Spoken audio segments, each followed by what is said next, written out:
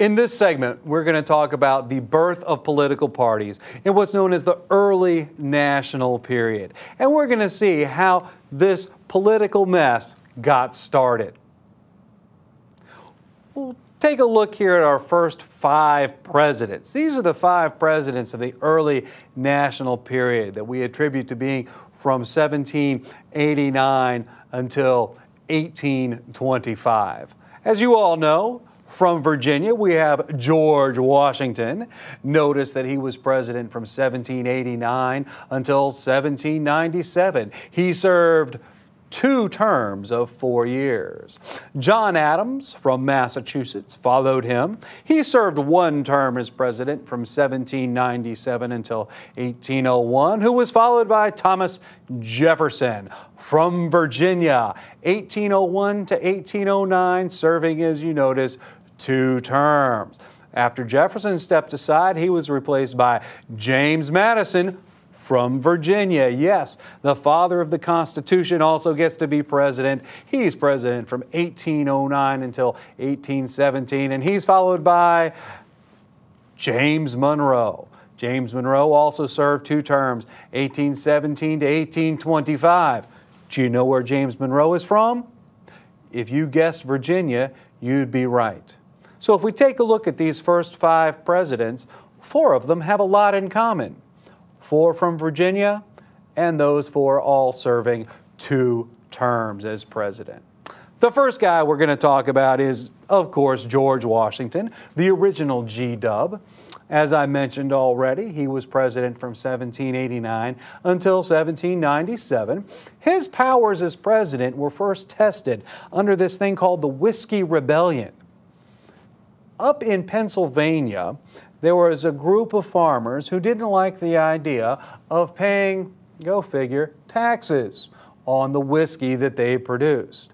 Well, George Washington realized this was a test of the national government, a test of his powers. And while George Washington did not see himself as a strong executive, he did not see himself as a king, even though he was perhaps the most popular man in the United States at the time, he knew something had to be done. So he sent out his Secretary of Treasury with a couple of troops and said, make them pay their taxes. When the troops showed up, the farmers saw the troops, saw the guns, realized that they would get shot, and that wasn't a good thing. They decided they'd go ahead and pay their taxes. But that was the first time that any president had to step up and issue an executive action right here on American soil. There were 2 big traditions that we associate with George Washington. One of those big traditions, he began the presidential cabinet. When he arrived in office for the very first time, he realized his job was huge and he was going to need some help. He called up some of his buddies to help him out with those jobs. For example, he called up Thomas Jefferson and asked him if he'd come over and help him out with foreign affairs. And Thomas Jefferson became the first Secretary of State. George Washington realized he had a lot of economic decisions to make as president, and realized he was a planter from Virginia and didn't know about such things. So he called up his buddy Alexander Hamilton to join his staff as the Secretary of Treasury. He realized he needed help with the armed forces. Even though he was a famous general from the Revolutionary War, he knew that he had lost a little bit of touch and needed somebody closer. So he called up his buddy Henry Knox to be the Secretary of War. And then he realized that he had to prosecute federal court cases. He was no lawyer, so he called up Edmund Randolph from Virginia to help him out to be his Attorney General. Also, sorry, I jumped ahead a little bit. Also, another big tradition that he established was only serving 2 terms. You saw on the earlier slide that each president only served a maximum of 2 terms, and that was a tradition started by George Washington. When he left the office in 1797, he said that 2 terms is as long as any one man should have that job and that much power. However, another tradition that continues today, that began during George Washington's presidency, and he wasn't very happy about it, was the political parties. And it started right in his cabinet, between his Secretary of State, Thomas Jefferson, and his Secretary of Treasury, Alexander Hamilton. This is the beginning when we had the Federalists versus, no, not the Anti-Federalists, the Democratic Republicans. How did this all start? The Federalists were in favor of a national bank. They were led by guys like John Adams and Alexander Hamilton. Their idea of having a national bank would help the United States grow and establish a strong economy that was diverse. They felt that a national bank would give the United States government the best chance to deal with other nations. They were what we would call loose constructionist. That is to say, kind of liberal when it came around to the idea of interpreting the Constitution. Sure, the Constitution says this, but it kind of implies that we could do this, and it would certainly make things a lot easier. And so by being a loose construction, they wanted to take the easy way to make a stronger national government. They felt that a strong national government would help establish the United States, not just in the world, but also with a better commercial economy, being more balanced. They felt that by having an economy that was not based on any one segment of the population would help diversify it and strengthen it over time. Naturally, the Federalists were supported by bankers and the businessmen who were primarily found in the Northeast. But on the other side, we have the Democratic Republicans, and they were anti-bank. Led by Thomas Jefferson, they strongly opposed the bank. They felt that a national bank would be only used as a tool for the rich to get richer and leave the common man out. They saw a great deal of corruption that could happen if we had a national bank. And besides that, nowhere in the Constitution did it say you have the power to make a national bank. They were strict constructionists. Rather than loosey-goosey, they felt that if the power was given in the Constitution, then it could be done. If it was not given in the Constitution, forget it. You weren't allowed to do it. They were strict constructionists. They believed that implied powers should only be used when absolutely necessary. There was no other way.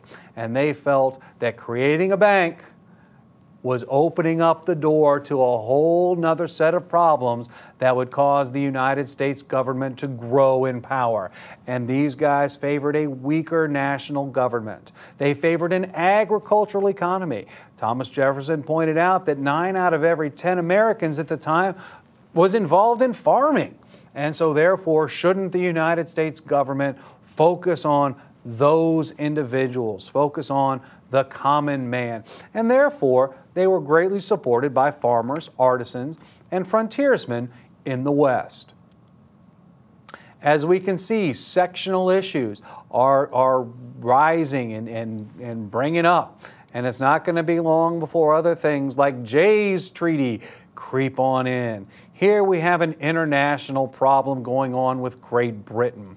We had to have another treaty after the Revolutionary War. We were having problems with the British. We sent over a Virginian, John Jay, to negotiate a treaty. And in this treaty, John Jay spoke with the British, and they agreed to pull their forces out, but they were guaranteed certain trading rights.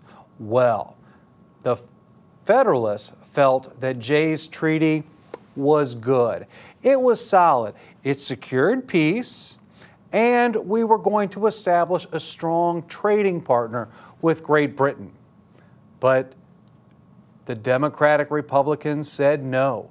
This is a terrible treaty. This is absolutely awful. We want nothing to do with the British Empire. After all they had done to us when we were colonies, we were ready to separate, and we wanted to embrace France, said the Democratic Republicans, and they saw Jay's treaty as a miserable failure. Speaking of France, we began, some people might call, an undeclared war with France. As France was going through its little revolutions of their own and becoming more violent and then less violent, we began to have trading problems with France. It seemed that they hassled us when we wanted to trade with the British. And of course, the British hassled us when we wanted to trade with France. And how this became political? Well, the Democratic Republicans believed that we needed to embrace France. We needed to embrace them. We needed to be pro-French and anti-British. The Federalists believed just the opposite. We needed to be pro-British instead of pro-France. In fact, the Federalist John Adams even had legislation pressed through Congress that would make it illegal to say anything negative about the president or the government which was coming from France.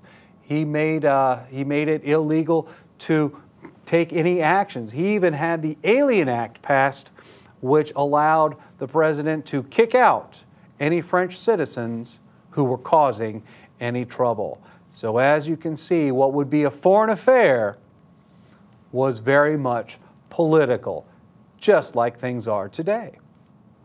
The election of 1800 was the culmination of these political parties. Something new for America. We didn't really have them before the election of 1800.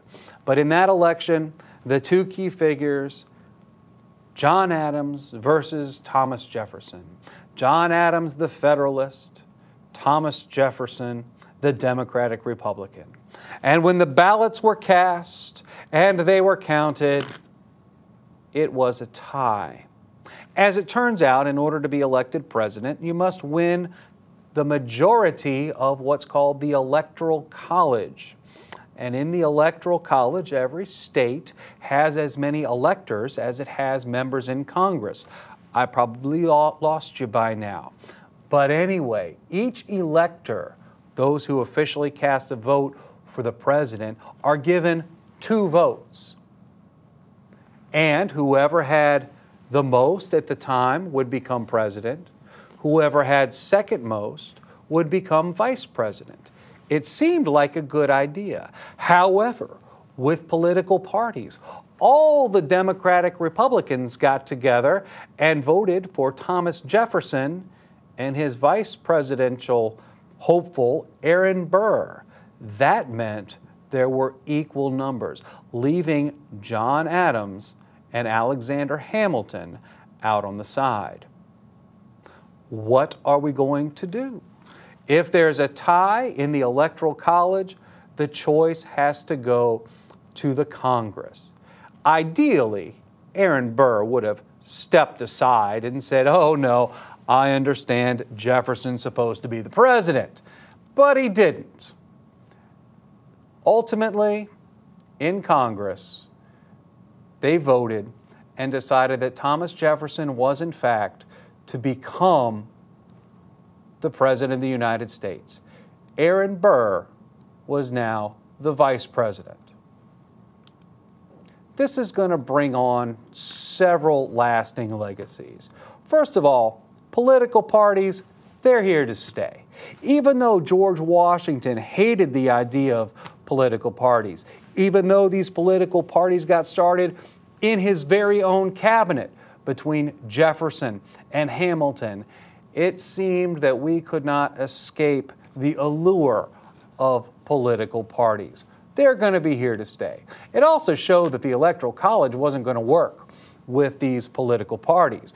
There would always be a tie, and therefore a new amendment was added to the Constitution to change it. Good thing they included that in the Constitution. Yes, we're going to change the Electoral College. Today, when electors cast their votes, they cast 1 vote for president and 1 vote for vice president. Whoever gets the majority of the Electoral College wins the presidency. So the Electoral College needed to be fixed. And finally, perhaps most importantly, we learned that the Republic will work. it's going to work. This was our first shift of power. We went from the Federalists to the Democratic Republicans. We had a revolution, but not a single gun was fired. Nobody died, no blood. We had our revolution at the ballot box. And because we peacefully transitioned power, we realized that this republic, under this Constitution, could work.